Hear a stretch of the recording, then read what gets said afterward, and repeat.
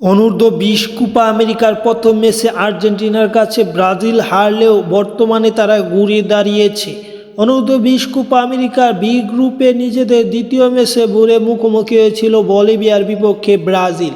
সেই ম্যাচটিতে 14 মিনিটে মার্কো রোর গোলে এগিয়ে যায় ব্রাজিল। পরবর্তীতে 28 মিনিটে বেডনের গোলে 2-0 লিড নেয় ব্রাজিল এবং সেকেন্ড হাফের 2 মিনিট মানে 47 মিনিটে খেলায় এক গোল শোধ করে বলিভিয়া আন্ডার-20 ফুটবল দল। পরবর্তীতে কোনো দল আর কোনো গোল করতে না পারায় 2-1 গোলের জয় নিয়ে মাঠ ছাড়ে ব্রাজিল এবং এ জয়ের মাধ্যমে ব্রাজিল ফুটবল মানে কোপা আমেরিকার বি গ্রুপে 2 ম্যাচ খেলে 3 পয়েন্ট নিয়ে আছে পয়েন্ট টেবিলের 3 নম্বরে এবং ব্রাজিল এবং বলিভিয়া আছে পয়েন্ট টেবিলের 4 নম্বরে। তারা এখনও ম্যাচ জিততে পারেনি এবং ব্রাজিলের পরবর্তী ম্যাচ 29 জানুয়ারি এবং শেষ ম্যাচ হবে ব্রাজিলের ফেব্রুয়ারি মাসের 2 তারিখ, যেটা গ্রুপ পর্বের শেষ ম্যাচ।